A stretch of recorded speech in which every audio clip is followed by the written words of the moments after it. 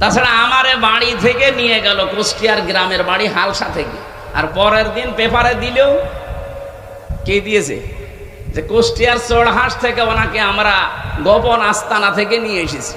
পোড়াটা ডাহা মিথ্যা করে নেল বাড়ি নৈতলা থেকে নিয়ে গেল, আর লেখছে কোন জায়গায় কুষ্টিয়ার চোরহাট থেকে। এভাবে প্রত্যেকে যত মানুষ আমি ভেতরে পেয়েছিলাম, কত মানুষ 3 বছর 5 বছর 7 বছর পড়ে আছে কেউ জানি না।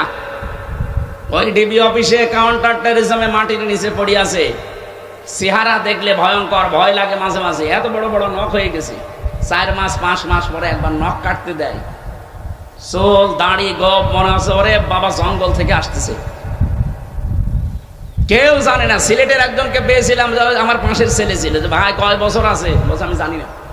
তার মানে কমপক্ষে 7-8 বছর পড়ে আছে। ওর চুল দাড়ি নখ মখ দেখলে ভয় লাগতো, অথচ পাশের ছেলে তো খালি মাঝখানে একটা দেওয়াল, এই কোলে তো এই যে লোহার ব্যারিকেড দেওয়া। কথা বললে শুনতে পেতাম, মাঝে মাঝে সামনে নিয়ে আসতো, দেখা হতো। এই মাটির নিচে কোনো আওয়াজ নেই, দিন কখন হয় রাত কখন হয় জানতাম না। এই শয়তানরা এই কাজগুলো করে এই দেশটাকে আজ 54 বছর এই প্রতিবেশী নামে কলঙ্ক, এই পৃথিবীর নিকৃষ্ট জাতি এই মুশরিক হিন্দু, এই নরেন্দ্র মোদীর যারা আছে, এই সবগুলো মানুষ নামে কলঙ্ক, জানোয়ার এগুলো।